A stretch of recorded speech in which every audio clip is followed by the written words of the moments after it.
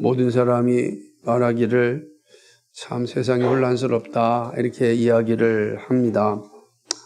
저도 여러 번 말씀드렸고 말하지 않더라도 우리가 다 피부로 느끼고 있는 그런 시대를 살고 있다 생각을 합니다. 그런데요, 이 혼란스러움이 우리 시대만 그런 것이 아니다. 인류가 타락한 이후로부터 늘 혼란스러웠습니다. 제가 들어온 이후부터 항상 혼란스러웠습니다. 첫 번째 아마 이 혼란스러움의 절정은 노아 시대였다고 할 수 있습니다.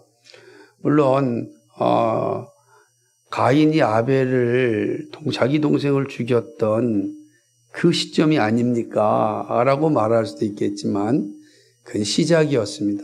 그러니까 그 아주 혼란의 시작이 아담의 타락으로 가인이 아벨을 죽임으로 이루어졌다고 한다면 이런 혼란스러움의 절정은 노아 시대라고 할 수가 있습니다.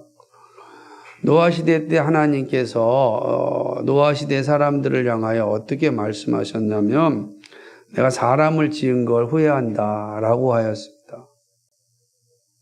사람을 지은 게 후회할 정도였어요.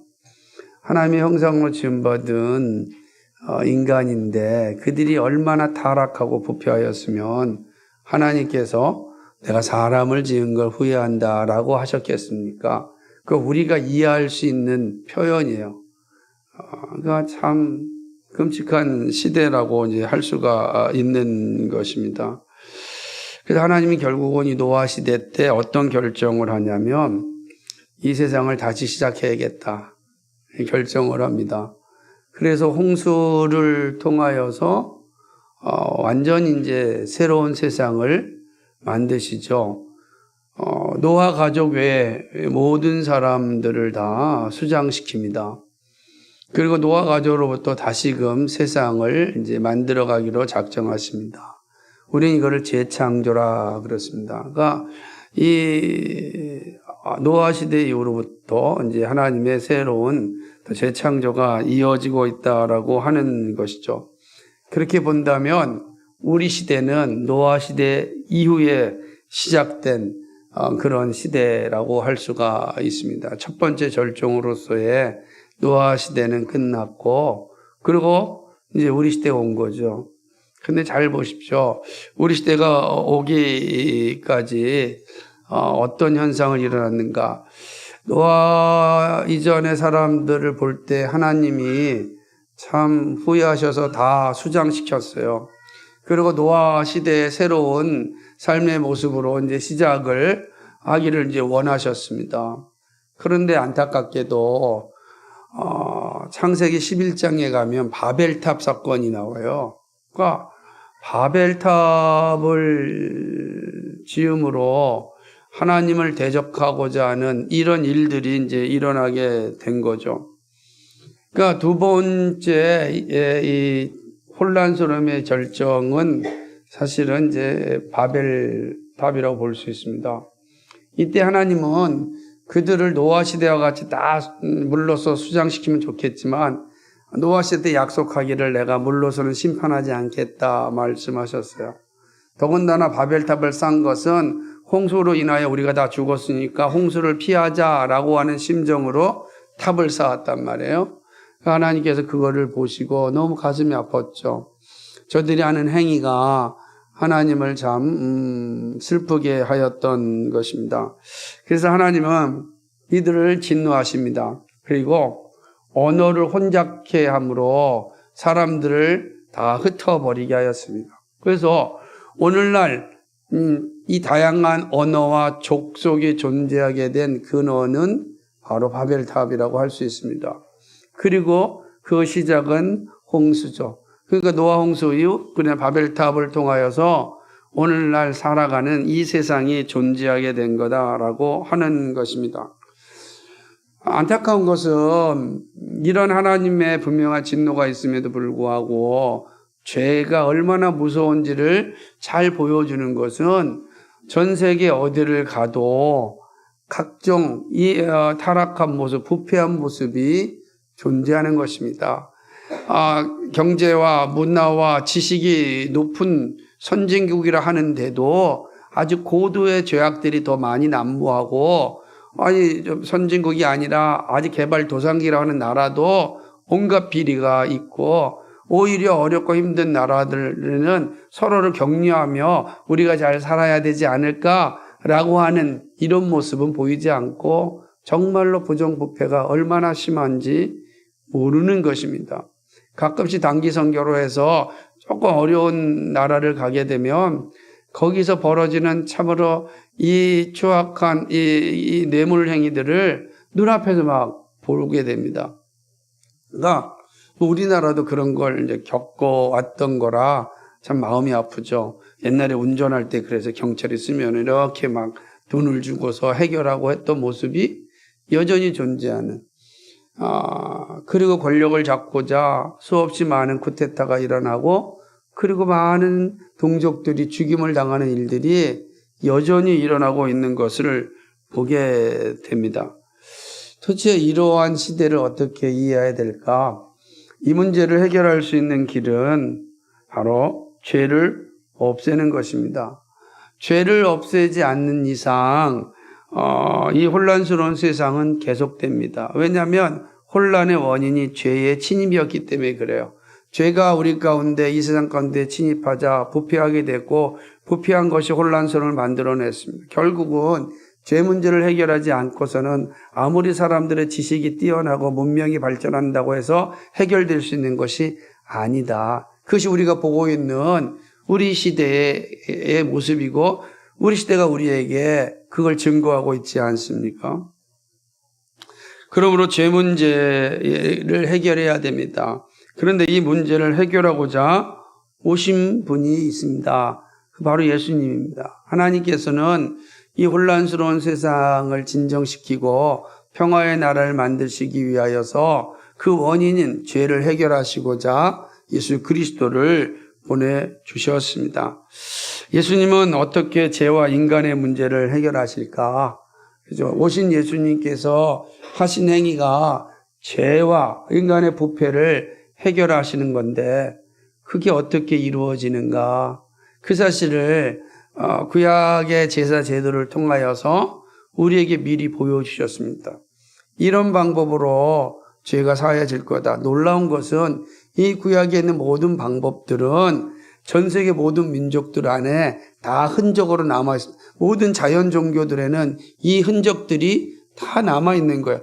그러나 그 흔적으로 해결될 수가 없어요. 그러나 흔적들이 다 남아있는데 그 흔적들의 모태라고 할 수 있는 하나님이 정하신 이 제사 제도를 통하여서 하나님께서 어떻게 이 세상을 구원하실는지를 미리 보여주셨습니다.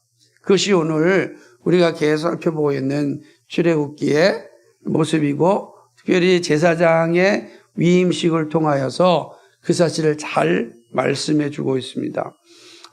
이 말씀 참 어려운 부분인 건 맞습니다. 그래서 최대한 잘 설명하려고 노력하지만 어려우면 또 한 번 설교를 들으시고, 그래도 어려우면 또 들으시다 보면 분명히 이해하게 되리라 생각을 합니다. 제사장이 위임식을 할 때 하나님께서 제사장들에게 4번의 제사를 드리라고 합니다. 첫 번째가 우리가 드렸던 이제 속죄제라고 하는 제사를 드리려고 합니다. 우리의 모든 죄를 다 없애는 제사죠. 두 번째는 번제입니다. 모든 죄물을 다 태워버리는 거예요. 우리의 죄가 다 남김없이 다 태워지는 것입니다. 그리고 세 번째가 화목제를 드리라고 합니다. 그러니까 속죄제, 번제, 화목제를 드리라고 합니다.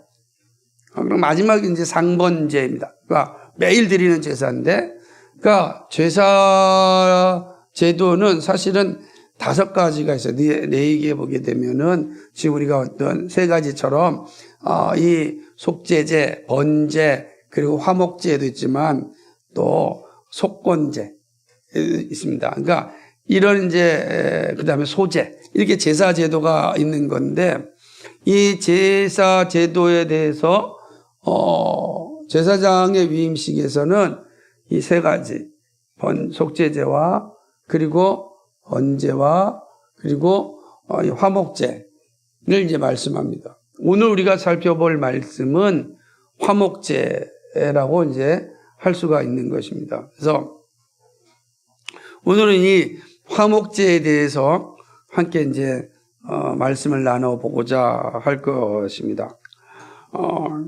화목제는 바로 하나님과 사람 사이의 친교, 그 다음에 관계의 회복을 위하여 동물 제사를 드리는 것을 의미합니다. 잘 이해하셔야 됩니다. 화목제사는 하나님과 우리 사이에 끊어진 관계를 회복하고 친교를 이루기 위하여서 드리는 제사다라고 할 수가 있습니다. 고대에 있어서 화목제는 국가의 경축일이나 혹은 오순절, 77절이나 그리고 제사장의 위임식 요런 것 가운데 특별히 화목제가 이제 드려졌습니다. 화목제를 드리기 위해서는 순양을 선택합니다. 속죄제에서 수송아지였다면 화목제에는 순양을 이제 선택합니다. 그리고 아론과 그 아들들, 즉 대제사장과 일반 제사장들은 그 순양의 머리에 안수합니다. 이것은 속죄제와도 같습니다. 화목제도 속죄로 시작합니다. 자신들의 죄를 동물들에게 전가 혹은 이동시키는 것입니다. 그죠? 그러니까 그 동물들에게 안수함으로 제사장들이 가지고 있는 죄가 그 동물들에게 이동되는 것입니다. 그게 안수행이에요. 그러니까 성경에서 안수는 여러 가지가 있지만 병낫기를 위하여도 안수합니다. 안수기도가 중요합니다. 또 직분자를 세울 때도 안수합니다. 왜냐하면 여러분 직분자 세울 때 안수받잖아요. 그것은 직분자의 권위가 다 손을 통하여 이제 직분자 집사나 장로에게 내려가므로 같은 하나님의 직분을 받았다라고 하는 것을 의미하는 겁니다. 그런데 또 하나가 이제 이 제사제도를 통하여서 죄가 이 동물에게로 전가되건 혹은 이동하는 겁니다. 그러면 더 이상 나의 모든 죄가 다 동물로 가게 하는 것이죠. 이렇게 이제 안수함으로 시작합니다. 그리고 순양을 잡고 순양의 피를 잡는다는 건 죽인다는 거니까 잡고 순양의 피를 아론과 그 아들들의 오른쪽 귓불이 그리고 오른손과 오른발 엄지에 바르고 그 피를 제단 위에 바릅니다. 그러니까 귓불이와 오른손과 그 다음에 이 발가락에다 발랐다라고 하는 것은 다 끝이니까 우리 몸 전체를 다 대속한다라고 하는 겁니다. 피를 바른다라고 하는 건 피 자체가 거룩함을 위한 정결을 의미합니다. 보혈의 피라고 할 때는 그 피가 우리를 다 거룩하게 한다. 더 이상 죽음의 그림자가 우리를 지배할 수 없다라고 하는 거죠. 우리가 6월절에 출애굽할 때 6월절 어린 양을 다 문지방에 바를 때 죽음의 그림자가 넘어갔듯이 더 이상 이제 깃불이 다 발끝도 또 머리끝까지 다 바름으로 이제 우리 몸에 있는 모든 죄가 다 사하여졌다라는 것을 의미하는 겁니다. 피는 속죄로 거룩함을 가지게 한다는 의미가 있습니다. 그래서 이렇게 이제 제사를 드린 겁니다. 그런 후에 제단 위에 있는 피와 관유, 즉 기름을 가져다가 아론과 그 아들들과 그 손자들의 옷에다가 다 뿌립니다. 그죠? 옷에다가 뿌림으로 그 옷이 거룩하여졌다라고 하는 것입니다. 여러분 생각해보세요. 세마포 옷에다가 피를 쫙 뿌린다. 그러니까 우리가 생각할 때는 옷에 여러분 뭐가 흔적이 나면 깨끗이 빨아야 될 거 아니겠어요? 그래야 깨끗하다라고 생각하잖아요. 그런데 이스라엘에서 거룩의 개념은 그런 의미가 아니었습니다. 깨끗하게 빠는 개념이 아니라 그 옷에다가 다 피를 뿌림으로 기름을 바름으로 그 옷이 이 피와 기름으로 인하여 깨끗하게 졌다, 거룩하여졌다라는 것을 이제 하는 것입니다. 그리고 위임식에 바친 순양의 기름과 기름진 꼬리와 내장에 덮인 기름, 간 위의 꺼풀과 두 콩팥과 콩팥 위의 기름과 오른쪽 넘적 다리를, 이제 이 안에 있는 것입니다. 그 내장 안에 있는 것들을 제사장이 가져갑니다. 그죠? 그리고 무교병 강줄에서 떡 한 개와 기름 바른 과자 한 개와 전병 한 개를 가져다가 아론과 그 아들들에게 줍니다. 이제 아론과 그 아들들은 이제 강주에 떡 한 개, 기름 바른 과자 한 개, 전병 한 개를 다 받습니다. 제사장은 앞에 있는 이 바친 순양의 기름과 그 다음에 각 내장에 있는 기름과 오른쪽 넓적다리를 가져갑니다. 그리고 그걸 가지고 하나님 앞에서 요제를 드립니다. 요제라고 하는 것은 흔들단데요. 흔들다라는 뜻이에요. 이렇게 흔들다라는 뜻이에요. 그러니까 요제는 제도가 아니라 제사 드리는 방법이에요. 그러니까 화목제라는 제사 제도를 어떻게 드리냐? 이걸 흔들어서 드리는 겁니다. 그러니까 제사를 가지고 넓적다리와 이 기름들을 다 흔들어서 하나님께 이제 제사를 하게 되는 것입니다. 그런 후에 아론과 그 아들들의 손에 있는 제물을 가져다가 이 번제물을 제단에 올려놓고 번제물을 불사릅니다.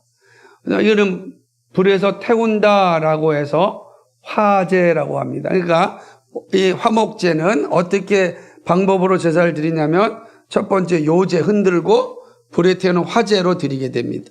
세 번째 방법이 이제 거제예요.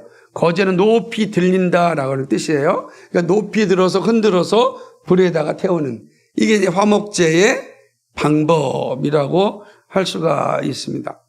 그래서 아론과 그 아들들의 순양의 가슴을 가져다 요제를 하고 자신들의 것으로 가져갑니다. 가져가는 겁니다. 이제 가슴은. 그리고 하나님은 넓적다리를 소유하십니다. 그리고 이 둘을 제단에서 불 태워집니다. 이것은 아론과 그 자손들에게 주어진 영원한 이제 소유가 되는 것이죠. 규례가 되는 것입니다. 근데 이때 화목제는 또 속죄제 다른 것이 하나가 있는데, 제사장들은 순양의 가슴과 넓적다리를 화목제 이제 아까 거제물로 드린다 그랬잖아요. 거제물은 높이 들려서 흔들어서 불에 바치는 것입니다. 그렇게 하는 것입니다. 그러니까 이게 화목제 제사의 방법이에요. 그런 후에 다시금 아론의 대제사장직을 이어갈 자녀들에 대한 이야기를 합니다. 그러니까 대제사장직은 종신직입니다. 그래서 죽어야 제사 직분이 끝나게 되어져 있습니다. 그럼 이제 제사장이 죽게 되면 어떻게 되느냐? 그 다음 아들들 가운데 한 사람이 대제사장으로 선정이 됩니다. 그때 대제사장이 된 사람들은 앞선 대제사장 아론이 먼저 입었던 그 옷을 또 입고 7일 동안 위임식을 행하게 되는 것입니다. 그죠? 이렇게 이제 과정들을 마치게 됩니다. 그런데 아까 제가 속죄제와 다른 또 하나의 특징이 화목제에 있다고 했는데, 어떤 거냐면 속죄제 드릴 때는 주로 번제로 드려서 전부 다 태워버렸습니다. 다 태워버렸습니다. 번제는 다 태워버리고 마는 겁니다. 그리고 이제 속죄제는 오직 제사장만 이제 먹게 됩니다. 제사장만 먹는 거예요. 제물을 가져가서. 그런데 화목제물은 모두 불태우는 것이 아닙니다. 번제는 다 태워서 먹지 못했습니다. 그런데 화목제물은 이 다 태우는 것이 아니라 그 번제 제사를 드렸던 제물을 가지고 회막문으로 와서 떡과 함께 먹습니다. 근데 재밌는 거 있어요. 화목제물은 타인이 드렸으면, 다른 사람이 화목제물을 드렸다면 제사장은 그 드린 사람과 함께 이 제물을 먹을 수 있습니다. 그죠? 그러나 막 제사장이 드렸다고 한다면 제사장만 먹게 되어 있어요. 다른 사람이 먹을 수가 없는 것입니다. 그런데 속죄제물은 누가 드렸든지, 타인이 드렸든지 제사장이 드렸든지 속죄제에 드렸던 제물은 오직 제사장만 먹습니다. 그러니까 화목제물은 제사장이 드리면 제사장만 먹지만 다른 사람이 화목제로 제물을 드리면 그런 그 드린 사람과 함께 제사장이 먹는 겁니다. 그러나 속죄제는 그러지 않죠. 번제는요 다 태워버립니다. 그죠? 이 제사 제도마다 차이가 좀 있다라고 할 수가 있는 것입니다. 그러면 이 화목제물을 먹는 의미는 무엇일까? 화목제물을 먹는 것은 하나님과의 관계, 하나님과의 친교가 회복되었다라고 하는 것을 보여주는 행위인 것입니다. 아론과 그 아들들은 이 명령, 이 화목제물을 대대로 지켜야 됩니다. 제사장으로 위임할 때마다 이 위임식을 이렇게 해야 되는 거죠. 종신직이니까. 그리고 다음에 제사장이 세워지면 또 이 7일 동안에 제사장 위임식을 하는 것입니다. 그만큼 대제사장의 역할이 중요함을 의미하는 것입니다. 그러니까 이 특별히 제사장의 이 위임식이 진행될 때 매일 수송아지 하나로 속죄하기 위하여 속죄 제사를 드렸습니다. 그리고 순양을 통하여 또 화목제를 드렸습니다. 그러니까 이렇게 드려짐을 통하여서 대제사장과 제사장들이 느끼는 게 뭐냐면 나의 죄가 다 불에 타 없어졌다, 끝났다라고 하는 그런 은혜를 누리게 되는 겁니다. 그러지 않습니까? 내가 죄를 다 안수했고 내 죄가 다 이동했으니 그리고 이동된 이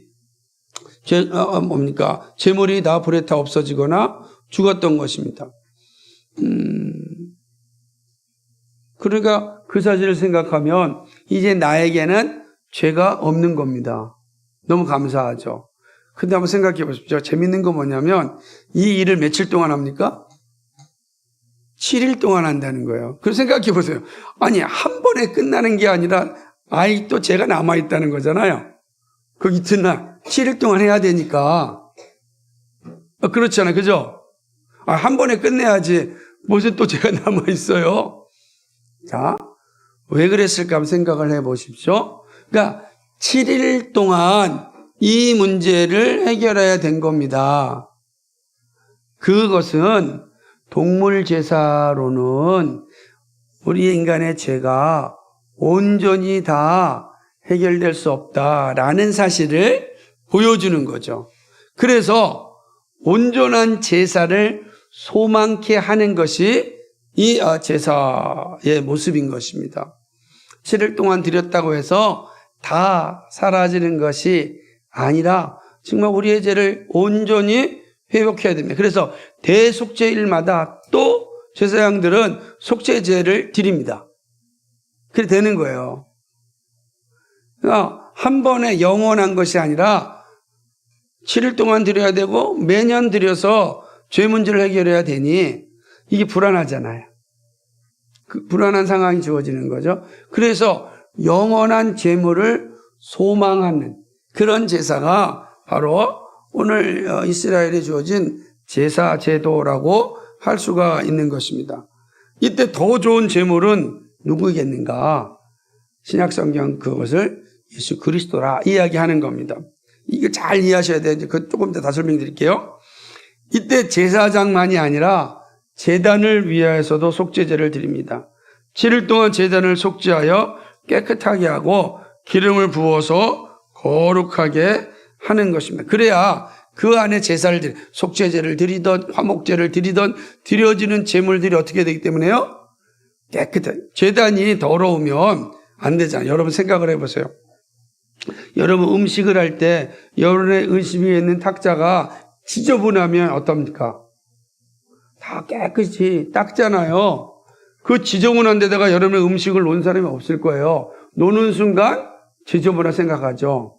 그래서 먹던 것이 땅에 떨어지면 집어 먹어요, 안 집어 먹어요? 안 집어. 물론 우리나라 말로 3초 안에 먹으면 된다. 뭐 이런 우스갯소리가 있지만 떨어지면은 이 더러워졌다라고 하는 거예요. 마찬가지. 제단도 그거를 피로 거룩하지 아니하면 거기에 올라간 제물이 거룩함을 상실해 부정해지니까 그 제단을 깨끗하게 피로써 속죄제를 드립니다. 그래서 제단의 밑에 뿌리고 제단불을 전부 다 피로써 깨끗하게 하는 겁니다. 거룩하게 하는 것입니다. 이렇게 해서 제단에 접촉하는 모든 것이 거룩하게 되는 것입니다. 이렇게 해서 제사장들을 위한 화목제를 드려서 이제 제사장들이 그 직임을 감당하게 하십니다. 그러니까 제사장의 이 화목제사는 매우 중요합니다. 하나님과 백성들을 화해시켜 주기 때문입니다. 그러니까 화목제는 제사장과 하나님과의 관계도 화목시켜주고, 그리고 화목하게 된 제사장들이 백성들과 하나님과의 관계를 화목시켜주는 일을 하기 때문에 매우 중요한 거죠. 그 제사장이 하나님과 화목되지 않으면 안 되잖아요. 그래서 제사장의 위임식 때 하나님과 온전히 화목되어지고 그 직분을 가지고 이제 백성들을 하나님께로 인도하는 역할을 하는 것이 바로 이 화목제다라고 할 수가 있습니다. 그래서 이 화목제사를 영어로 표현할 때는 평화의 제사라 이렇게 해요. Peace, 오퍼닝. 평화의 제사라 이렇게 표현을 하는 것입니다. 하나님과 사람 사이에 끊어졌던 관계가 회복되는 길입니다. 그래서 예수님이 오실 때 뭐라고 표현해요? 하늘에서는 하나님께 영광이요, 땅에서는 기뻐하심을 입은 사람은 평화로다. 왜요? 왜 평화? 예수님이 화목 제물로 오셨기 때문에, 평화의 제물로 오셨기 때문에 그렇다라고 하는 것입니다. 그래서 거룩함을 위하여 화목 제물은 무엇보다도 중요하게 되는 거죠. 화목 제사만을 하이라이트는 제물이잖아요. 그죠? 제사의 결정은 제물이죠. 제물이 없는 제사는 의미가 없잖아요. 다 제물을 위하여 제사가 준비되는 거니까. 그래서 이 제물, 특별히 화목제를 위하여 드려지는 화목 제물이 바로 하나님과 우리의 관계를 평화의 관계로 만들어준다라고 하는 것입니다. 그런데 우리가 여기서도 기억해야 됩니다. 성경은 모든 것이 예수 그리스도를 위하여 기록되어졌다. 우리는 보고 있습니다. 그것이 신구약의 통일성입니다. 창세기 3장 15절에 이야기하는 것처럼 여자의 후손을 이야기하면서부터 시작된 이 성경 전체의 시작은 예수 그리스도로 기결되어집니다. 그럼 오늘 우리에게 주신 이 말씀 가운데 이 화목제사의 가장 중요한 화목제물은 누구를 의미하는가? 바로 화목제물은 예수 그리스도를 의미한다라고 하는 것이죠.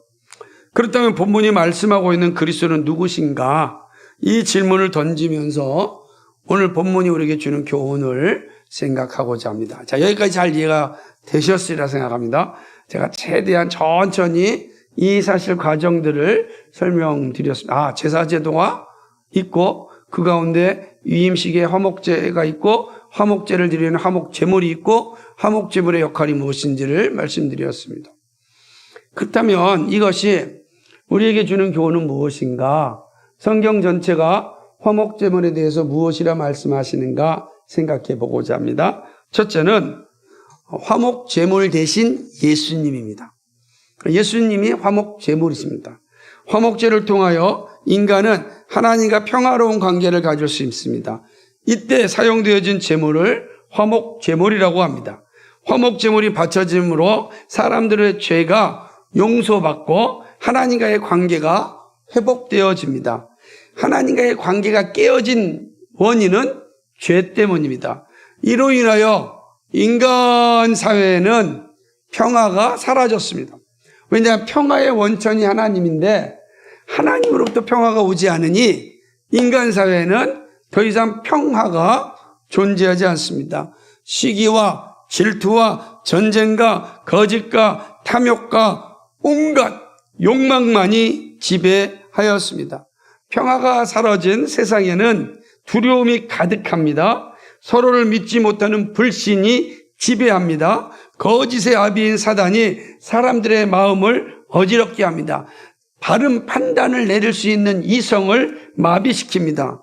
그래서 바른 판단을 하지 못하게 합니다.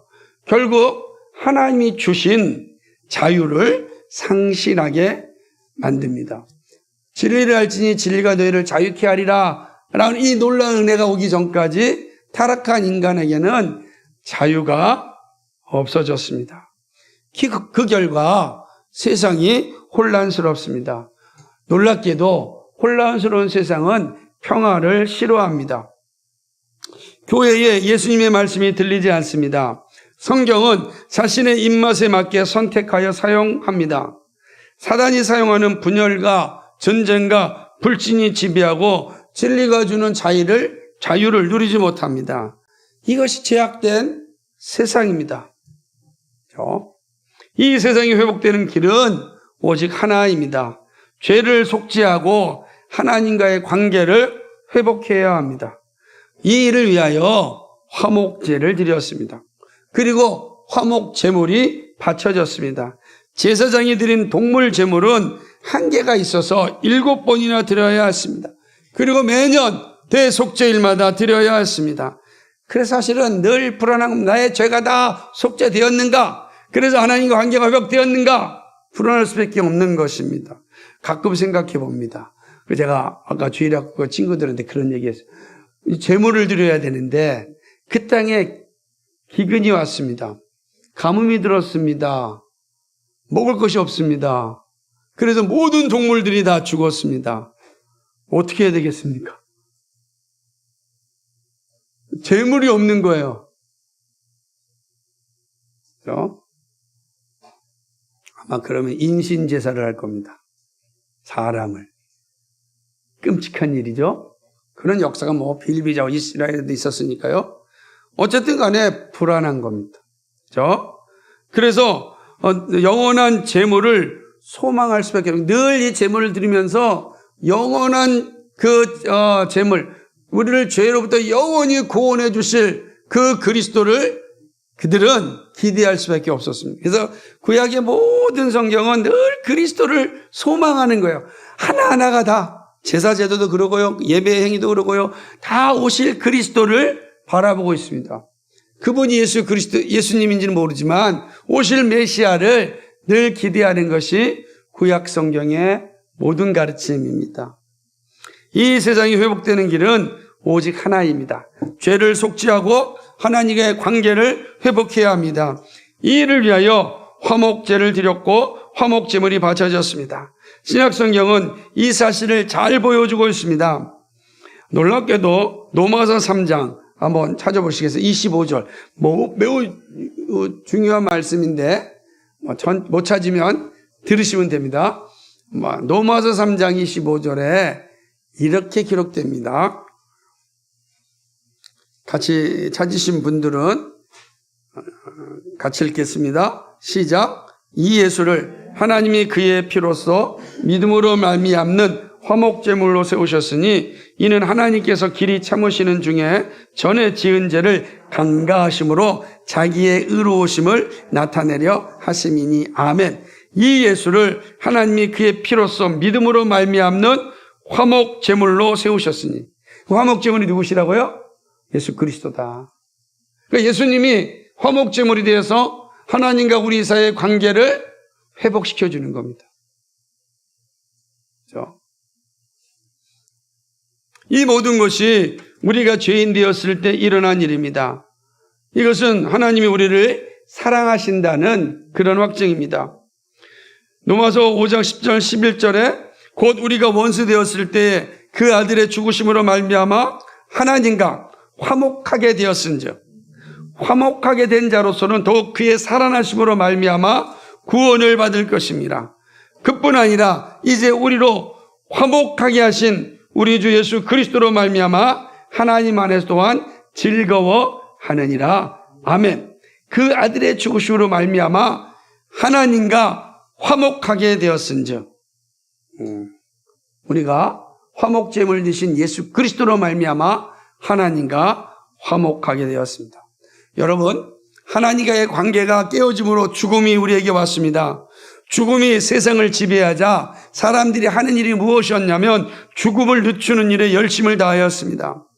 그리고 살아있는 동안 온갖 욕망을 누리자.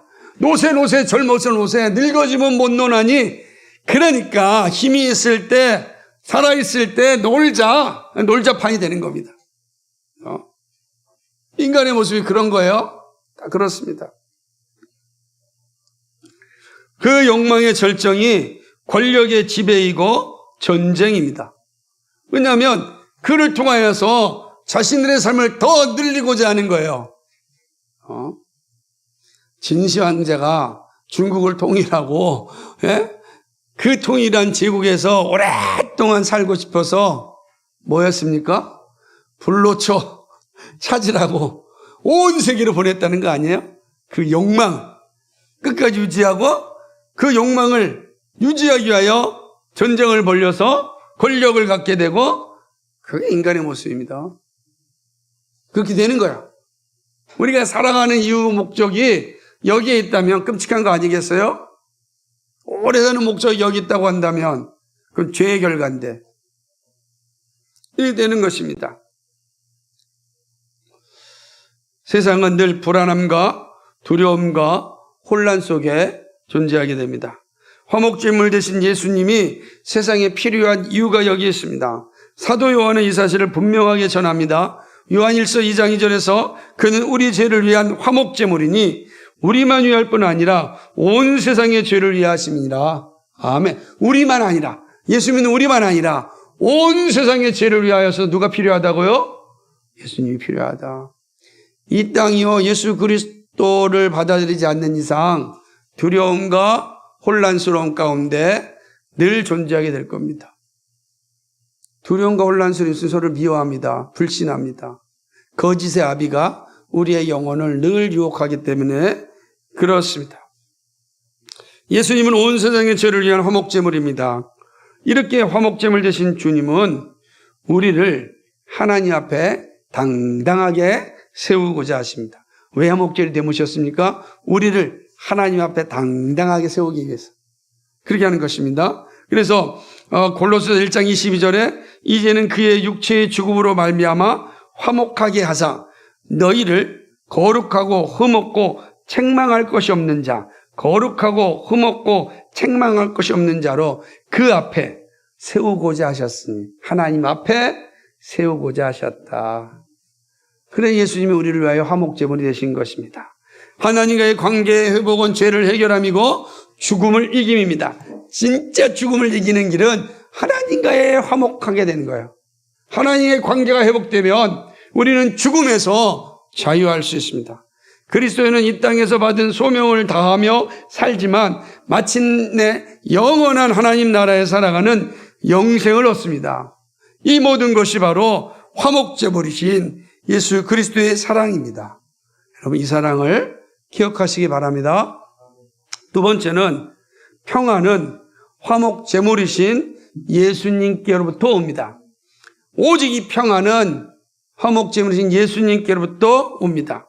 사람들은 두려움과 혼란 가운데 살아갑니다. 개인적으로는 경쟁하고 국가적으로는 전쟁을 하는 시대를 살고 있습니다. 무력적인 전쟁이 아니더라도 무역 전쟁을 이루만할 수 없습니다. 자국의 이익을 위하여 다른 나라에게 무차별하게 관세를 매기는 행위가 벌어지고 있습니다. 무서운 전쟁. 우리가 아무리 잘 살아도 밖에 권력자들이 끔찍한 일을 벌이면 이 작은 땅덩어리에 사는 우리들이 고사되는 겁니다. 내가 아무리 열심을 다해 벌면 뭐합니까? 그죠? 팔 수가 없어요. 만약에 어떤 나라가 우리나라에서 오는 이 핸드폰 관세를 50% 매기겠다. 팔 수 있겠습니까? 무서운 전쟁이 일어나는 거죠. 그러니까 우리 이 세상은 그런 거야. 하여튼간 다 이기주의적 욕망에 빠져서 살아가고 있는 세상이다라고 하는 것이죠. 도대체 인간은 왜 이렇게 이기주의 욕망에 사로잡혀 살아갈까요? 다른 원인이 없습니다. 죄로 인한 부패한 인간성 때문입니다. 그러므로 죄를 해결하지 않는 한 이기적 욕망을 없앨 수 없습니다. 평안은 사람의 힘으로 만들기는 불가능합니다.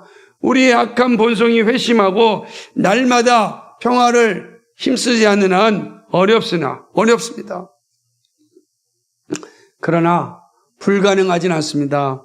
예수님께서 이를 감당하시기 때문입니다.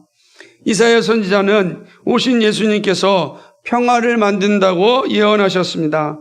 그가 찔림은 우리의 허물 때문이요 그가 상함은 우리의 죄악 때문이라.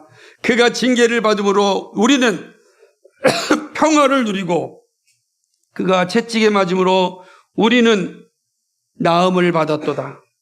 우리는 다 양 같아서 그릇 행하여 각기 제 길로 갔거늘 여호와께서 우리 모두의 죄악을 그에게 담당시키셨도다. 아멘. 이사야서 53장 5절 6절 말씀입니다. 놀랍지 않습니까? 그가 그죠? 징계를 받음으로 우리가 평화를 누렸습니다. 예수님께로부터 평화가 오는 것입니다. 이 땅에 평화를 이루는 길은 예수 그리스도의 사랑에 있습니다. 사람들의 이 사랑을 잃어버리면 평화는 사라집니다. 예수님의 십자가는 평화를 주기 위한 화목제물이십니다. 바울은 이 사실을 아주 확증하게 증언하였습니다.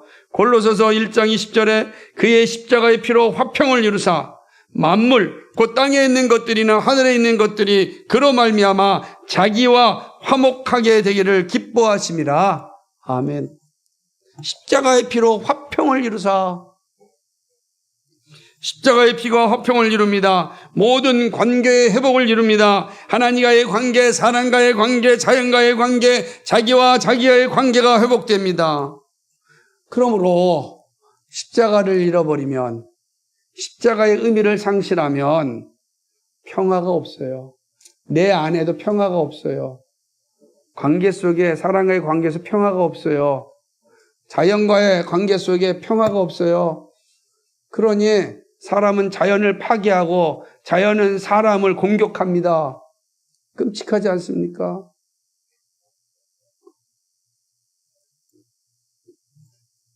십자가의 피가 이 모든 관계를 회복하고 참된 평안을 가져다 줍니다. 그런 의미에서 교회 안에 그리스도인 사이에 평화가 무너졌다면 그리스도의 십자가의 보혈이 사라졌다는 의미입니다.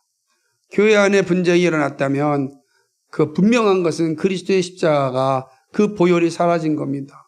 누구에게 원인이 있는가가 중요한 것이 아니라 이미 그리스도의 보혈이 사라졌습니다. 그럼 반드시 교회에도 분쟁이 일어납니다. 그리스도인 사이에 서로 욕설이 오고 가고 저주의 말이 오고 가는 건 바로 그리스도의 십자가가 사라졌기 때문입니다. 어떻게 함부로 말을 합니까?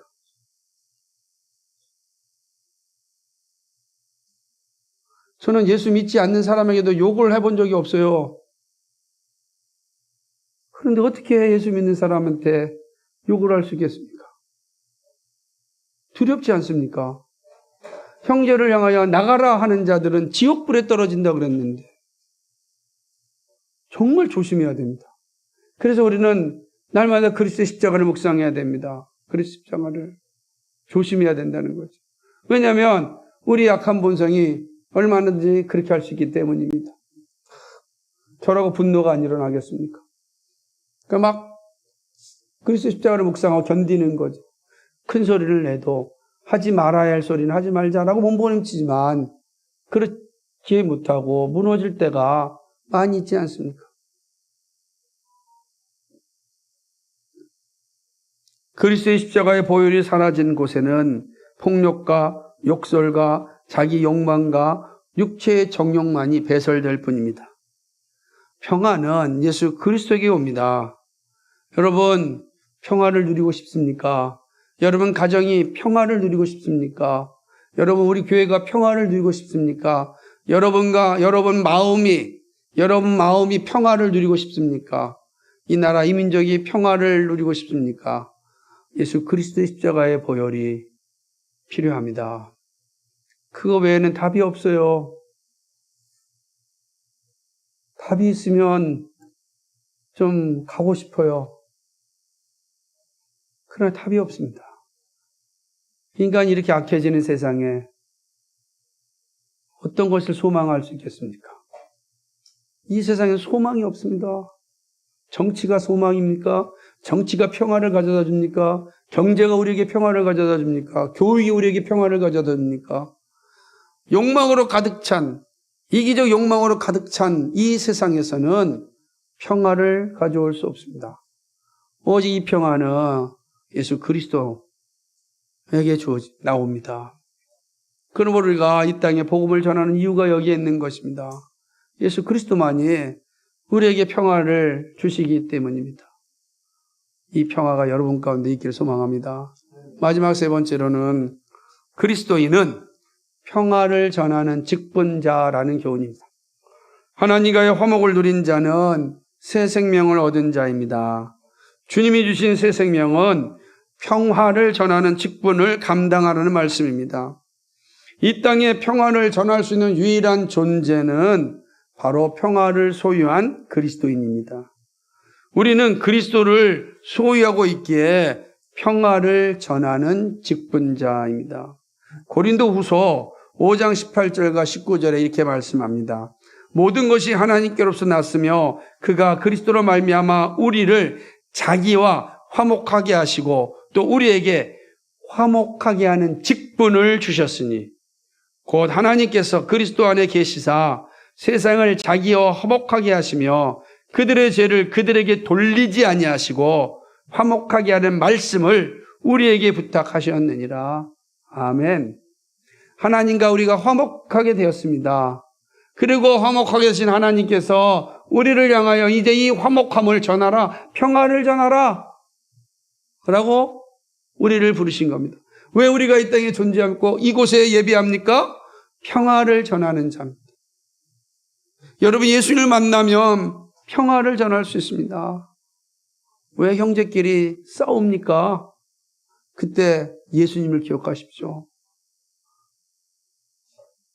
나와 하나님과의 관계를 회복하시기 위하여 십자가에 죽으신 분입니다. 우리는 우리 안에 평화해 주신 예수님이 계십니다. 우리는 이 평화를 전하는 유일한 사람들입니다. 그 누구도 이 평화를 전할 수가 없어요. 왜? 죄 문제가 해결되지 않았는데 어떻게 평화를 전할 수 있겠습니까? 근데 우리는 예수 그리스도의 피로 말미암아 우리는 죄 용서를 받았습니다. 그 시작은 교회 안에서 시작합니다. 교회가 화평을 이루어야 세상에 평화를 전할 수 있습니다. 그런데 교회가 평화를 누리지 못하는데 어떻게 세상에 평화를 전할 수 있겠습니까? 데살로니가전서 5장 3절에 그들의 역사로 말미암아 사랑 안에서 가장 귀히 여기며 너희끼리 화목하라 그랬습니다. 너희끼리 이 교회 주신 서시니까 화목하라. 우리가 서로 화목해야 됩니다. 그래야 세상을 향하여 화목이 얼마나 위대한지를 말해줄 수 있지 않겠습니까? 화목하는 것입니다. 그래서 저도 집에서 되도록이면 토요일 날에 어떻게 싸우지 말자. 수요일 날 설교하기 전에 싸우지 말자. 금요일 날 절대 설교하기 전에 싸우지 말자. 그러니까 적어도 일주일에 토요일, 주일, 수요일, 목요일은 싸우지 말고 싸우려면 화요일하고 없어요. 목요일 정도. 싸운 다음에 와서 설교하면은 미칠 지경이죠. 안 그러겠습니까?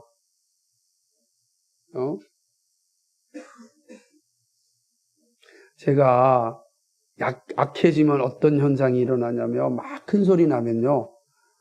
우리 사람이 막 문을 닫으려고 그래요.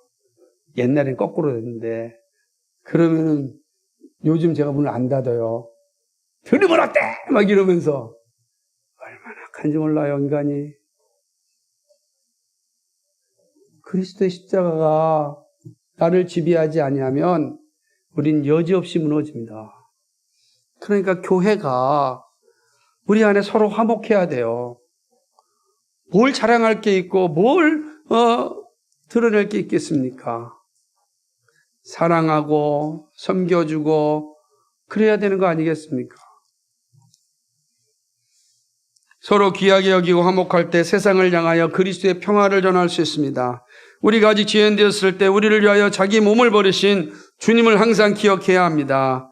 그리고 우리는 끊임없이 주님의 평안을 전하는 직분을 감당하기 위함입니다. 직분을 받은 것은 감당하기 위함입니다. 직분은 장식품이 아닙니다. 평화를 전하는 것이 모든 그리스도인의 사명입니다. 이 사실 잊지 마십시오. 우린 평화의 사도입니다. 그죠? 우린 다 평화의 사도입니다. 그러기 위해서 여러분 가정에서, 교회에서 평화를 만드는 일에 힘쓰십시오. 어려우면 골방에 들어가서 그리스도의 십자가를 묵상하시고 그 앞에 회개하십시오. 그럼 다시 성령 힘을 주셔서 다시금 평화를 만들어가게 합니다. 말씀을 맺습니다. 화목제와 화목제물을 살펴보았습니다. 하나님을 섬기는 제사장이 죄로부터 용서함을 받고 하나님과 함께 교제할 수 있게 되었습니다. 이 사실이 보여주는 것은 왕같은 제사장인 우리들이 하나님과의 관계가 회복되고 평화를 누릴 수 있게 된 것은 바로 화목제물이신 예수님 때문임을 알게 되었습니다. 하나님의 사랑이 예수님을 통하여 우리에게 주어졌습니다. 사랑은 여기 있으니 우리가 하나님을 사랑한 것이 아니요 하나님이 우리를 사랑하사 우리 죄를 속하기 위하여 화목제물로 그 아들을 보내셨음이니라. 요한일서 4장 10절 말씀입니다. 이 사랑을 받았기에 우리가 세상을 향하여 평화를 전할 수 있게 되었습니다. 이 혼란스러운 세상에 사랑으로 진리를 전할 수 있는 유일한 존재가 바로 그리스도인입니다. 그러나 그리스도가 화목제물로 오심을 알지 못하면 그리스도인이란 이름을 가졌어도 평화를 전할 수 없습니다. 여전히 자기 안에 불안과 두려움을 가지고 살아갑니다. 분열과 불신이 가득하여 사랑으로 진리를 전할 수 없습니다. 그러므로 우리 안에 예수님으로 가득해야 됩니다. 예수님이 충만하지 못하면 세상에 평화를 전할 수 없습니다. 우리가 먼저 힘써야 할 것은 예수 그리스도로 충만하고 교회 공동체가 그리스도를 통하여 화평을 누려야 됩니다. 모든 사람과 더불어 화평함과 거룩함을 따르라. 이것이 없이는 아무도 주를 보지 못하리라. 히브리서 12장 14절 말씀입니다. 화평하게 하는 자들은 화평을 오시며 의의 열매를 거두니라. 야고보서 3장 18절 말씀입니다. 화목제물이신 예수님이 우리에게 주신 선물을 소중하게 여겨야 합니다. 평화를 잃어버린 공동체, 세상, 사람은 삭막한 사막과 같습니다. 깊은 어두움입니다. 주님이 주신 평화를 간직한 사람은 사랑으로 진리를 전하기에 온 힘을 다합니다. 이 일은 결코 쉽지 않습니다. 세상은 본질적으로 평화를 원하지 않기 때문입니다. 그래서 예수님을 십자가에 죽였습니다. 그러나 우리는 포기하지 말아야 합니다. 달걀로 바위를 치는 일을 끝까지 감당할 수 있어야 됩니다. 얼마나 어리석습니까? 달걀로 바위를 친다고요. 그러나 바위가 깨지게 하는 것은 하나님이 하십니다. 우리는 그게 바위인지 알고 달걀을 던지는 겁니다. 우리의 힘으로는 안 됩니다. 바보 같습니다. 어리석습니다. 불가능하게 보입니다. 그러나 그 바위를 깨게 하시는 이는 하나님이십니다. 그리고 우리는 주님 오시는 그날까지 달걀로 바위를 치는 일을 계속해야 됩니다. 그리스도의 평화를 전하는 일 포기하지 마십시오. 낙담하지 마십시오. 그러면 안 됩니다. 하나님이 일을 이루실 때까지 우리에게 주어진 일을 감당해야 됩니다. 때가 되면 주님께서 우리의 모든 걸 회복시켜 주십니다. 여러분의 현재의 삶도 때가 되면 하나님 회복해 주십니다. 그러므로 두려워하지 마십시오. 절망하지 마십시오. 낙담하지 마십시오. 늘 그리스도를 향하여 기도하십시오. 주여, 내 때가 언제입니까? 간구하십시오. 하나님이 가장 좋은 곳으로 우리를 인도해 주십니다. 그런 은혜가 우리 가운데 넘치기를 주님의 이름으로 축복합니다. 아멘. 거룩하시고 자비하신 하나님 아버지, 참 고맙고 감사를 드립니다. 오늘 주신 말씀을 기억하고 이 땅에서 믿음으로 살아가게 감당할 수 있도록 주님 도와주시고 평화의 사도로서 그 사명을 잘 감당하는 저희들 되게 하여 주옵소서. 감사하며 예수 그리스도의 받들어 기도하옵나이다. 아멘.